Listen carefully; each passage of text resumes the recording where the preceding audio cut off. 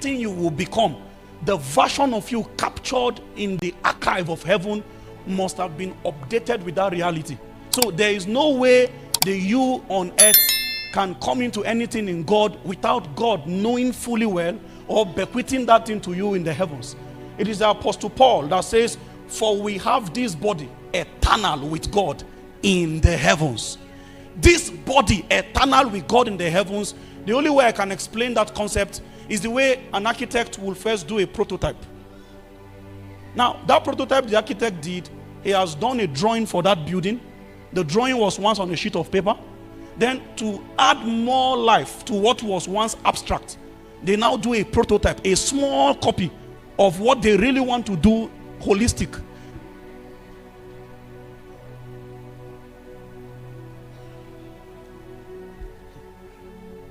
Everything that is captured about your expression, the heaven have a detail about a particular version of you that they hoped that if you are able to maximize the protocol of ascension and the protocol of transformation, you will become that particular version.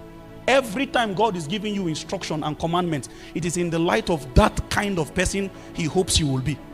Meanwhile, you will not arrive time looking like that person. You will enter time through biological birth. It is your responsibility to submit to spiritual birth. It is through spiritual birth that your true identity will begin to find expression, and you will not enter fully. Even at birth, you will still start as a baby and start growing again. It is the apostle that says, as newborn babes. So you might be 80 years. If you just enter the womb of the Spirit, you are still a baby. They say, let your desire start from the sincere milk of the word. You know the way baby have milk? They say there is a kind of milk they kept for babies.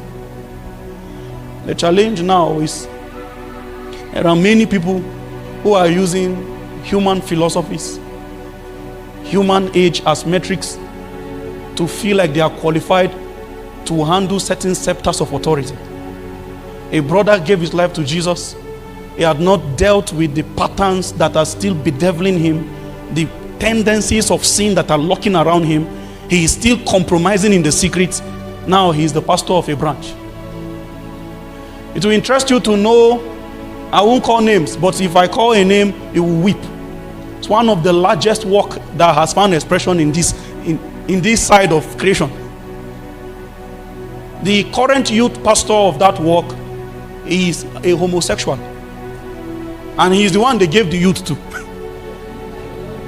He's the one that normally carries children from children's church into teenage and say that there's a mentorship, there's a discipleship, a contact he needs to have with them so that they can catch or think fire.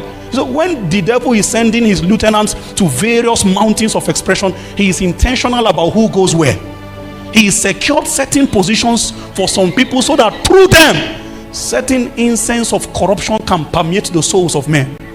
That kind of man, he does not need to draw them into physical sin. He just needs to be saying the Bible said. Even if he's quoting scripture, the energy of his soul will draw them into the same action.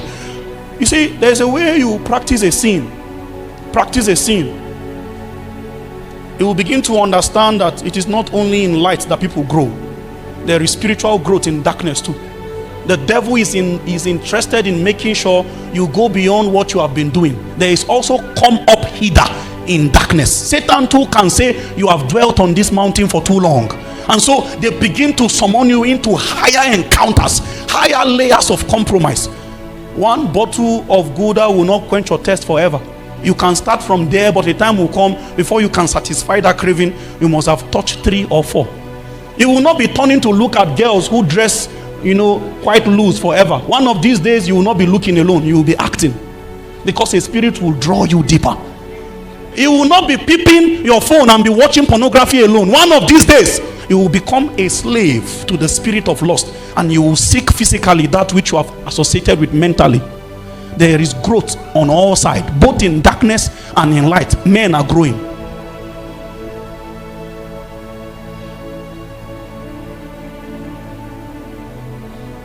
In the light of this truth, the real plan of Satan is to orchestrate seasons, orchestrate events that will You know, I shared with us some time back, and I feel for the sake of this teaching, I need to reiterate these points.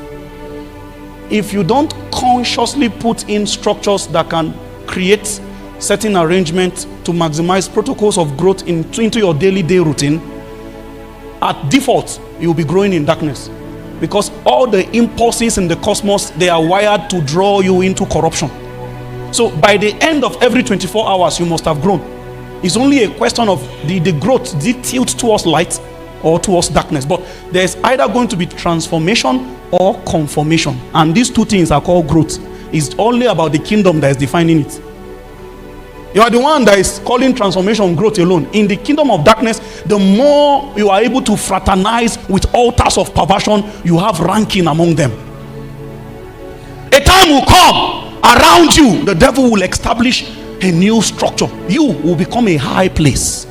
The way high places are altars of worship, where people go and burn incense and pledge allegiance to gods. There's a way you practice a particular sin and there will be an aura around you. Demons will begin to accompany you because of how long you have carried on that journey of compromise. There will be a scent around you. People will not even need you to look like that trade. There is a way you live in immorality. Whether you wear a turtleneck, you will be seductive in the eyes of men. Because what you have around you now, it has gone beyond appearance. You have become a high place. You are inviting men to come and worship, because on that altar of lust, everybody that comes around you will start having a sense of an invitation to worship. You see, sin is worship to Satan.